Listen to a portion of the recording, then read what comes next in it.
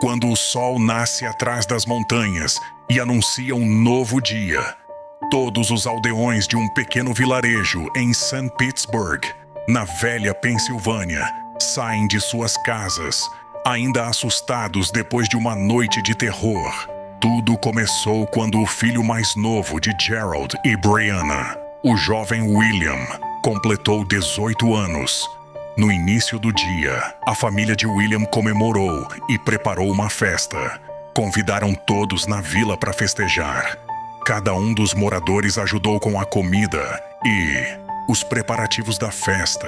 O jovem William era muito querido por todos. Ele estava sempre sorrindo e era muito prestativo. Estava sempre pronto para ajudar. William era o filho caçula de 6 irmãs. Ele era muito mimado por suas irmãs, mas não aceitava essa condição. Ele gostava de se mostrar protetor de suas irmãs. Ele se preparava, pois sabia que um dia será o homem da casa. Quando se aproximava do meio-dia, coisas estranhas começaram a acontecer com William. Ele estava ajudando um grupo de amigos a matar porcos para servir como o assado na festa. O açougueiro enfiou a faca em um dos porcos. William estava próximo a ele e uma gota de sangue respingou em sua boca. No mesmo instante, suas pupilas dilataram. Ele levou a mão até as entranhas do animal, enchendo-a com sangue, e levou até sua boca. Mas antes que pudesse beber o sangue, é impedido por um dos seus amigos e subitamente se sentiu mal. Ele disse que estava ficando tonto e desmaiou. Seu amigo o segurou antes que ele tocasse o chão, mas William estava pesado. Seus amigos não haviam percebido naquele momento, mas o corpo de William estava mudando.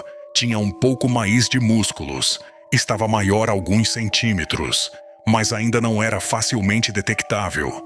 2 amigos de William o levaram até a cama na casa do açougueiro, que era a mais próxima. Enquanto o açougueiro e um dos rapazes ficaram com William, outro amigo foi avisar a família. William foi levado para sua casa, onde recebeu os cuidados de sua mãe e irmãs. Quando se sentiu melhor, ele sentou na cama. O sol do meio-dia já havia avançado.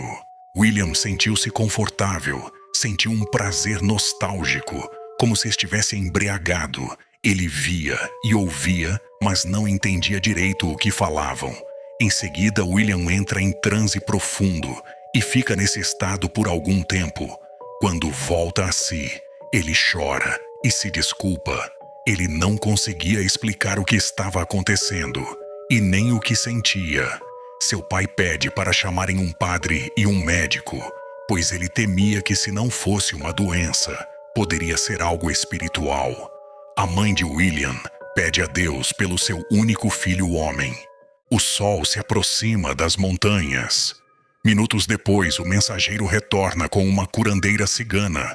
Quando o questionaram, ele disse: "Foi o melhor que consegui encontrar de graça. Nenhum barbeiro quis vir sem ser pago primeiro. Mas um deles me falou dessa mulher. Disseram que ela conhece a cura para muitos males." O pai de William não quis deixar a velha chegar perto de seu filho, mas sua mãe gritou: "Cale-se, Gerald. Olhe para o nosso filho. O que você pensa que está fazendo? Você quer que o meu filho morra?" Gerald olha para sua esposa e vê o desespero em seu pranto. Ele abaixa a cabeça e se afasta, permitindo que a velha cigana se aproximasse de William. A cigana olha para o jovem William, delirando em febre, e põe a mão sobre sua testa. Ela se assusta, pois a temperatura era alta demais para ele estar vivo ainda. Ela manda que peguem toalhas e água fria. Ela percebe algo, mas prefere não comentar ainda devido a todas as emoções daquele momento. Ela examina o jovem deitado. O pai de William percebe e pergunta: "O que você procura, mulher?" Ela o olha e por um momento sente prazer pelo que acontecerá em breve, mas se arrepende de seus pensamentos. Ela diz que procurava por manchas no corpo de William, o que indicava que ele poderia estar com sarampo. Gerald diz para ela continuar. A cigana continuou. Mas assim que encontra algo que comprova sua suspeita, ela se joga para trás e se põe de pé e diz Maledécia. Brianna, a mãe de William, perguntou o que a cigana queria dizer com aquilo, pois não entendiam o idioma cigano. A velha olha para o casal abraçado e pede para somente os familiares ficarem no quarto. Assim que os amigos e curiosos saem, a velha cigana conta os familiares de William. Você é o pai e você é a mãe do menino? Perguntou. Sim, respondeu Brianna e Gerald. E essas meninas são suas filhas também? Sim, responde Gerald. Impaciente, ele pergunta o motivo das perguntas. A velha conta às meninas. Ao perceber que eram 6, ela perguntou: Vocês batizaram seu filho? Eles responderam que sim. Disseram que foi o próprio padre que o apadrinhou e a madrinha era a sua tia mais querida. A velha não quis expor sua crença, pois poderia ser vista como bruxa. Mas ao invés disso, ela perguntou o porquê da menina mais velha não ter sido a madrinha. O sol começou a se esconder atrás das montanhas. A velha cigana se despede da família. Ela estava com pressa. Disse que a febre de William estava baixando, mas que era bom ele ficar a sós durante aquela noite. Perguntaram se ele iria acordar. Ela pensou em dizer que seria melhor se ele não acordasse, mas não queria ser apedrejada ou enforcada. Ela chama a menina mais jovem e lhe dá um pingente com a imagem de São Cristóvão e diz que é um presente para mantê-la segura e protegida. Ela diz ser uma pena, mas não tem para todos. O pai de William pega o pingente da mão de sua filha e devolve para a cigana e diz de forma arrogante: Não queremos presente de feiticeiras. E ao olhar para o homem e sua família e ver a ingratidão de todos, mais uma vez ela pensa no que está para acontecer. Mas dessa vez ela não lamenta por seus pensamentos. Ela olha o céu, era o crepúsculo do dia. Ela sorri para todos e se despede indo embora daquele vilarejo. Mais rápido possível, pois sabia o mal que estava para acontecer ali.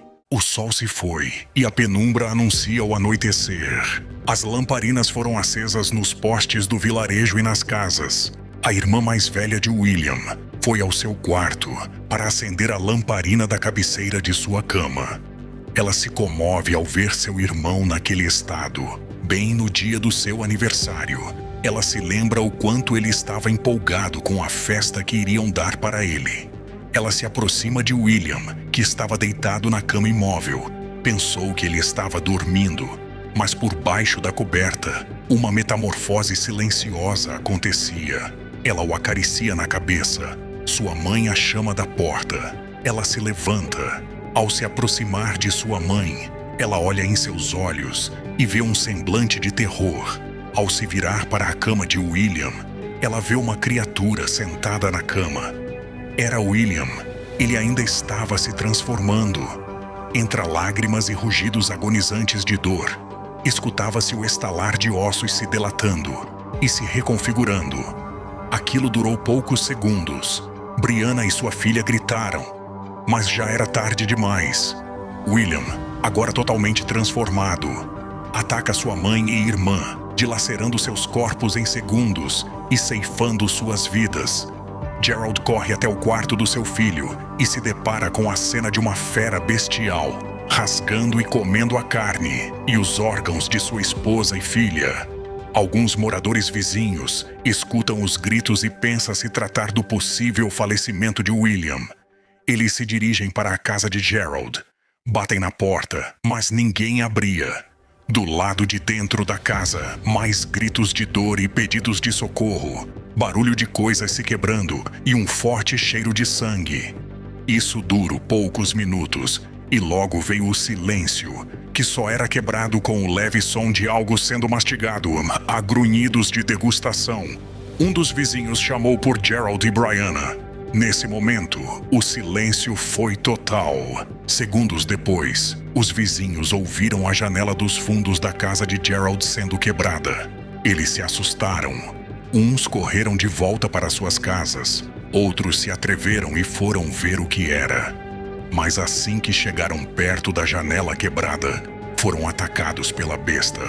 Mas agora, o monstro só queria matar, para beber o sangue, pois sua fome já estava saciada. O jovem e amado William agora era uma fera irracional sedenta por sangue e com um desejo inesgotável de caçar. E todos no vilarejo, seus familiares, amigos e vizinhos queridos se tornaram presas. Ele seguiu a noite entrando nas casas e matando. O medo subjuga a todos, fazendo com que famílias que ouviam outras, sendo devoradas, torcer para não serem as próximas. Um homem, percebendo que a fera se aproximava de sua casa, se levantou, pegou a única coisa que poderia usar para se defender, um atiçador de ferro que é usada para mexer a brasa da lareira. Ele aproveitou o fogo ainda aceso e deixou a ponta do ferro esquentar, enquanto esperava o ataque da fera.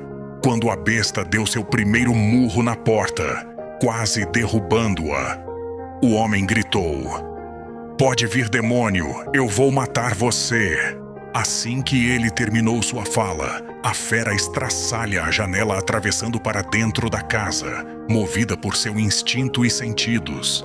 Em uma fração de segundos, ela ataca o homem, o derrubando e fazendo com que ele deixasse o atiçador cair. Seu filho corre para pegá-lo, mas em seu desespero ele acaba segurando na parte que estava quente. Ele solta o atiçador, mas a esposa do homem a pega, segurando pelo lado certo, e com toda a sua força, ela desfere um ataque na besta, ferindo-a. A criatura solta um rugido de dor. A mulher desfere outro ataque e mais outro. O lobisomem fica acuado em um canto da casa. Ele rosnava e dava impulsos ameaçando atacar. Mas a mulher estava decidida a salvar a sua família a qualquer custo. Ferido, mas não o suficiente, o lobisomem usa as paredes de madeira da casa para pegar impulso, e assim ele consegue saltar por cima da mulher, que ainda conseguiu, como último golpe, espetar a fera. Mas ele conseguiu fugir. Ao longe dava para ouvir seus uivos de agonia. A mulher vai até o seu marido, que estava ferido no braço por uma mordida da fera e alguns arranhões. Ela o levantou e cuidou dos seus ferimentos. O sol do novo dia. O homem ferido sai de dentro da sua casa apoiado à sua esposa. Com o amanhecer e o silêncio dos gritos, alguns moradores se encorajaram a sair de suas casas. Mas o terror ainda era visível em seus olhos. Algumas horas mais tarde, quando os moradores ainda estavam se recuperando do trauma que vivenciaram, uns homens, incluindo aquele que foi ferido pela fera, foram ao bosque próximo do vilarejo, pois tinham ouvido falar de um cadáver que estava por lá. Quando chegaram ao local indicado, viram o corpo sem vida de William, que já se decompunha. O homem que foi atacado pela fera era o tio de William, e sua esposa era a madrinha que ele amava tanto. O homem viu o atiçador enterrado na barriga de William e soube naquele momento que seu querido sobrinho era o monstro que o havia atacado. Ele finge não saber o que havia acontecido com William. Alguns dos homens que estavam com ele deduziram que o animal que atacou o vilarejo devia tê-lo carregado até aquele local. Outro disse que não era um animal, pois animais não usariam atiçadores para matar, que provavelmente era um lunático.